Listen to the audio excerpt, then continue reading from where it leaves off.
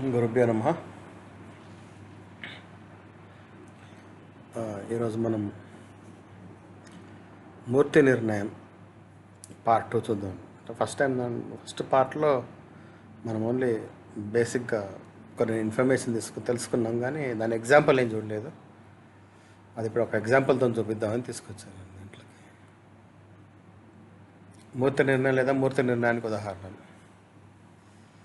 రాశి చక్రంలో 12 రాశులకు మూర్తి నిర్ణయం లేదా మూర్తి నిర్ణయ ఆధార ఫలితాలను ఇటీవల సంచార ఫలితాలను ఉదాహరణగా తీసుకుందాం. November 20, 2020 Brihaspati 12:41 Indian standard time ప్రకారం మకర రాశిలో ప్రవేశించాడు. ఆ సమయంలో చంద్రుడు కూడా మకర రాశిలో ఉన్నాడు. ఇది క్రింద చార్ట్ చూడండి. ఇక్కడ చూస్తే మీకు ఇక్కడ జూపిటర్ ఇక్కడే ఉన్నాడు, మూన్ ఉన్నాడు, సాటర్న్ ఉంది. ఓకే, అది చూద్దాం యాక్చువల్గా ఎట్లుంది అనేది.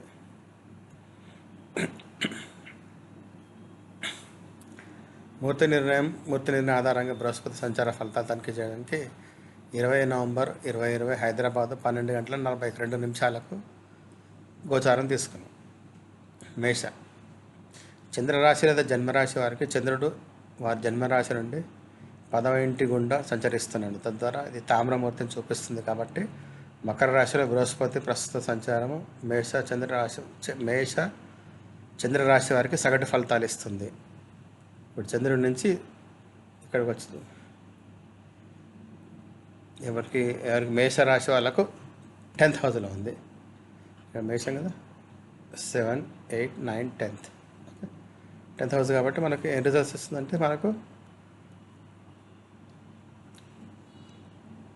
తామ్రమూర్తి రిజల్ట్ ఇస్తుంది.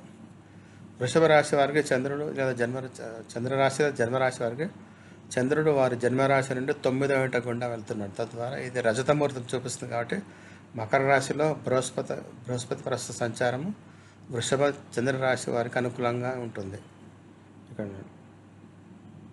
ఇక్కడ నుంచి 7, 8, 9 ట్రైన్స్లో ఉంది, అందుకోసం. ఓకే, నెక్స్ట్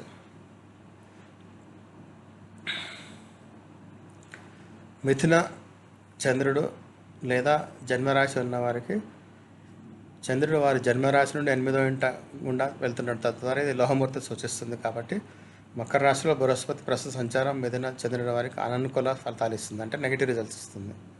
కర్కాటక చంద్రరాశి లేదా జన్మరాశి ఉన్న వారికి చంద్రుడు వారి జన్మరాశి నుండి 7వ ఇంట గుండా వెళ్తున్నాడు. కాబట్టి ఇది తామ్రమూర్తిని సూచిస్తుంది. కాబట్టి మకర రాశిలో బృహస్పతి ప్రస్తుత సంచారము కర్కాటక చంద్ర వారికి యావరేజ్ రిజల్ట్ ఇస్తుంది అన్నమాట. కర్కాటక రాశి వాళ్ళకు యావరేజ్ సగటు రిజల్ట్ ఇస్తుంది. సింహ చంద్ర రాశికి జన్మరాశి ఉన్నవారికి చంద్రుడు వారి జన్మరాశి నుండి 6వ ఇంట గుండా వెళ్తున్నాడు. తద్వారా ఇది స్వర్ణమూర్తిని చూపిస్తుంది. అందువల్ల మకర రాశిలో బృహస్పతి యొక్క ప్రస్తుత సంచారం సింహ చంద్రరాశి ఉన్న వారికి అనుకూలంగా ఫలితాలు ఇస్తుంది. కన్యా రాశి లేదా జన్మరాశి ఉన్నవారికి చంద్రుడు వారి జన్మరాశి నుండి 5వ ఇంట గుండా వెళ్తున్నాడు. తద్వారా రజతమూర్తిని చూపిస్తుంది. కాబట్టి మకర రాశిలో బృహస్పతి ప్రస్తుతం సంచారం ఉన్న కన్యా రాశి వారికి అనుకూలమైన ఫలితాలు ఇస్తుంది. తులారాశి లేదా జన్మరాశి ఉన్న వారికి చంద్రుడు వారి జన్మరాశి నుండి 4వ ఇంటి గుండా వెళ్తున్నాడు. తద్వారా ఇది లోహమూర్తిని సూచిస్తుంది. కాబట్టి మకర రాశిలో ఉన్న బృహస్పతి ప్రస్తుతం సంచార తులారాశి వారికి అననుకూలంగా ఫలితాలు ఇస్తుంది, అంటే నెగిటివ్ రిజల్ట్స్ ఇస్తుంది. వృశ్చిక జన్మరాశి ఉన్న వారికి చంద్రుడు వారి జన్మరాశి నుండి 3వ ఇంట వెళ్తున్నాడు. తద్వారా ఇది తామ్రమూర్తిని సూచిస్తుంది. కాబట్టి మకర రాశిలో ఉన్న బృహస్పతి ప్రస్తుత సంచారం వృశ్చిక రాశి వారికి సగటు రిజల్ట్ ఇస్తుంది, అంటే యావరేజ్ రిజల్ట్స్ ఇస్తుంది. ధనస్సు ధనుసు రాశి లేదా జన్మరాశి ఉన్న వారికి చంద్రుడు వారి జన్మరాశి నుండి 2వ ఇంటి గుండా వెళ్తున్నాడు. తద్వారా ఇది రజతమూర్తిని చూపిస్తుంది. కాబట్టి అది మకర రాశి వాళ్ళకి బృహస్పతి ప్రస్తుతం సంచార ధనుసు రాశిలో ఉన్న వారికి అనుకూలంగా రిజల్ట్ ఇస్తుంది. మకర చంద్రుడు లేదా జన్మరాశి ఉన్న వారికి చంద్రుడు వారి జన్మరాశి నుండి 1వ ఇంటి గుండా సంచరిస్తారు. ద్వారా ఇది స్వర్ణమూర్తిని సూచిస్తుంది. కాబట్టి మకర రాశిలో బృహస్పతి యొక్క ప్రస్తుత సంచారం మకర చంద్రుని రాశి ఉన్న వారికి అనుకూలమైన ఫలితాలు ఇస్తుంది. కుంభరాశి వారికి జన్మరాశి చంద్రుడు వారి జన్మరాశి నుండి 12వ ఇంట వెళ్తున్నాడు. కాబట్టి తద్వారా ఇది లోహమూర్తిని సూచిస్తుంది. కాబట్టి మకర రాశిలో ఉన్న బృహస్పతి ప్రస్తుత సంచారం కుంభరాశి వారికి అనుకూల ఫలితాలు ఇస్తుంది.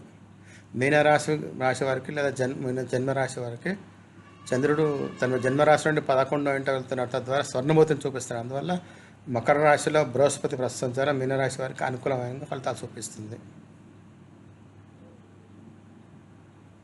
ధన్యవాదాలు.